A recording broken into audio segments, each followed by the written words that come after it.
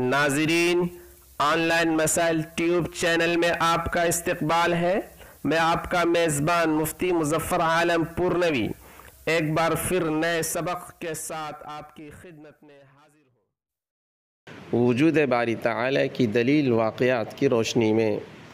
جو ہمارے ائمہ سے نقل کیے گئے، چنانچہ امام ابو حنیفہ رحمۃ اللہ علیہ سے بعض ملحدین نے اللہ تعالیٰ کے وجود کے بارے میں سوال کیا تو آپ نے فرمایا چھوڑو، میں ابھی اور سوچ میں ہوں۔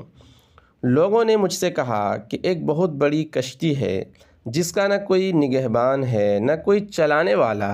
پھر بھی وہ آنا جانا کر رہی ہے اور بڑی بڑی موجوں کو خود بخود چیرتی پھاڑتی گزر جاتی ہے، ٹھہرنے کی جگہ ٹھہر جاتی ہے اور چلنے کی جگہ چلتی رہتی ہے۔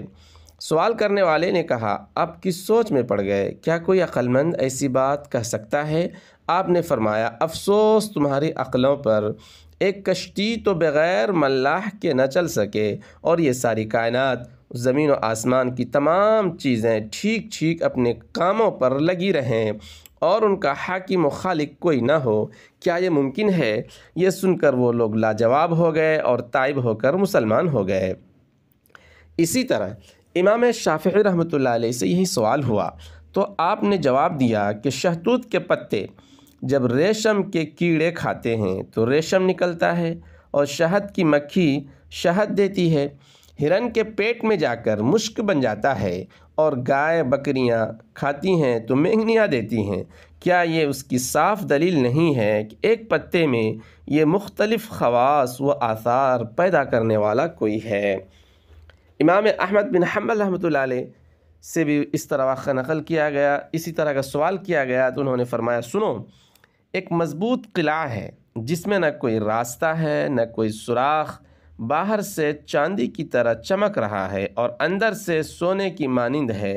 اور چوطرف سے بالکل بند ہے، ہوا تک اس میں نہیں جا سکتی۔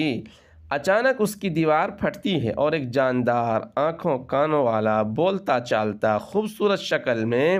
چلتا پھرتا نکل آتا ہے۔ بتاؤ اس بند مکان میں اس کو پیدا کرنے والا کون ہے؟ حضرت کا اشارہ انڈے کی طرف تھا کہ انڈے سے بچہ کس طرح نکلتا ہے۔ اللہ تبارک تعالیٰ کے وجود پر عرب بدو کا وہ قول بھی کافی مشہور ہے جس میں انہوں نے اللہ تبارک تعالیٰ کے وجود کو ثابت کرتے ہوئے اللہ تبارک تعالیٰ کے وجود کو استدلال کے طور پر بتاتے ہوئے کہا کہ البعرۃ تدل علی البعیر واثر الاقدام علی المسیر فسماء ذات ابراج وارض ذات فجاج لا تدل علی الصانع اللطیف الخبیر۔ یعنی جب اونٹ کی مینگنی کو دیکھ کر بغیر دیکھے اونٹ کے ہونے کا یقین ہو جاتا ہے اور نشان قدم کو دیکھ کر یہ معلوم ہو جاتا ہے کہ کوئی اس راہ سے گزرا ہے، تو کیا برجوں والے بلند آسمان اور کشادہ راہوں والی وسیع عریض زمین کو دیکھنے سے اللہ صانع عالم لطیف و خبیر کے ہونے کا یقین نہ ہوگا؟ الغرض جس طرح مکان کو دیکھ کر معمار کا اور مصنوعات کو دیکھ کر اس کے صانع کا یقین ہر عاقل کو ہو جاتا ہے، اسی طرح اللہ کی مصنوعات زمین آسمان، شجر و حجر، بحر و بر، حیوان و انسان کو دیکھنے سے، ان کی خوبیوں اور باریکیوں میں غور کرنے سے ان کے بنانے والے کا یقین ہر ہوش مند کو حاصل ہو جاتا ہے۔ بس ان کے